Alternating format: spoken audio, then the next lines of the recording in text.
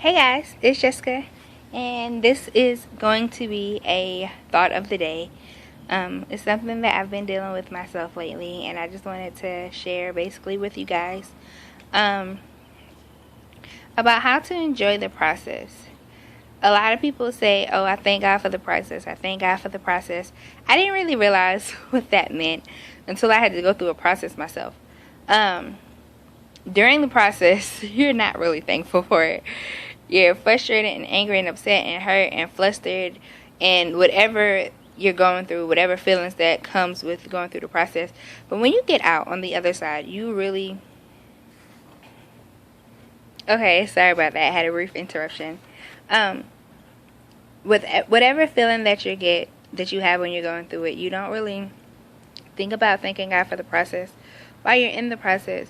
But once you come out on the other side of it, however you come out, whenever you come out, whatever condition you are in when you come out, I've learned to thank God for the actual process, because there were things that are instilled in you during the process that you wouldn't get otherwise. There is strength and character and knowledge and wisdom that only comes with you going through a process. As the older people say, you have to learn. You have to live to learn. You live and you learn. You learn as you live. As you grow older, as you go through things, you know. And like they say all the time, when you get to my age and see what I've seen and done what I've done, your thought process will change. You'll think differently. And this is completely true. I would have never thought that I would have gone through any of the things I was going through.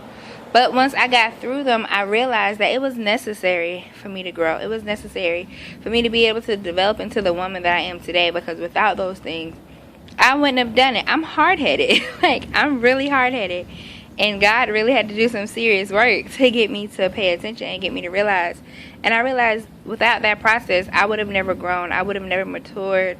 I would have still been this selfish little brat who thought that the world completely revolved around hers, because that's what my mom and my dad and my grandma made it seem like, the world revolved around me. But it took me having to go out into the world and experience the world to know that it really doesn't work like that. However, I really do thank God for the process, because I have grown and matured in ways that I never thought were possible. Because I didn't think it was me. I didn't think that I could ever be that woman. I didn't think that I could ever be that girl. But you have to realize that the process is necessary. The process is needed. And once you go through it, once you come out, you will be able to thank God for the process.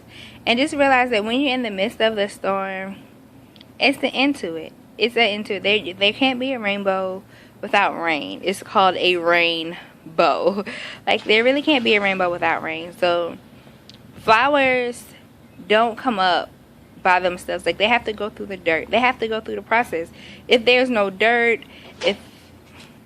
if there's no hardship, if there's no packing down of the dirt, the flowers won't grow. You can't just sit a flower in pavement and think it's just going to grow and think it's just going to flourish. It doesn't work like that. It has to have water. It has to have dirt. It has to have sunlight. It has to have heat. It has to get heated up. It has to be dirt and packed down and walked on and stepped on. And it has to be, all of those things have to happen before you can get any beautiful flower. So remember that when you're blossoming, when you're growing, when you're becoming what God has called you to be, remember to be able to thank God for the process, in the process, because the process will make you who you are. All right? Peace and love, guys.